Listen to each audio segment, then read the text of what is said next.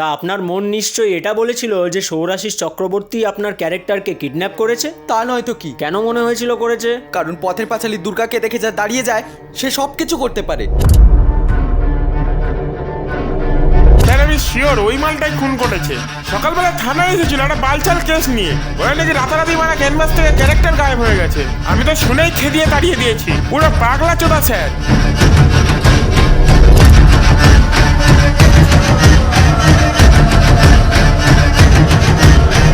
আমি যতক্ষণ না বলছি ততক্ষণ তুমি ওর ওপর নজর রাখবে। তুমি এক্ষুনি ওকে ফলো করে ওর বাড়ি যাও। না মানে আমার কিছু লোক আছে, তাদের পাঠিয়ে দিলে হয় না? ফুলসজ্জার রাতে কি নিজে গিয়েছিলে নাকি সেখানেও লোক পাঠিয়েছিলে?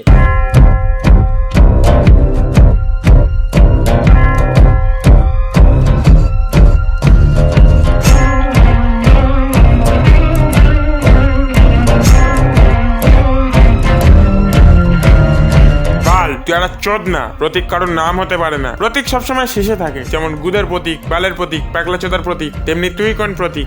জানি না। এই তো জানিস না, তুই হচ্ছিস কনফিউশনের প্রতীক।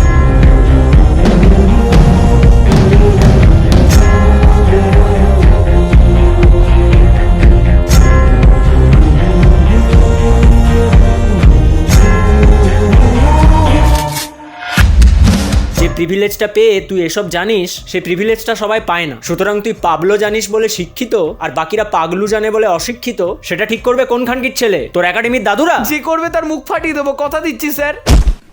তোরা সালা ভীমবেটকা আর আলতামিরার সময় থেকে আছিস, এখনো বড় হতে পারলি না? আমি অবশ্যই কথা দিচ্ছি, আমি রোজ কমপ্লেন খাবো।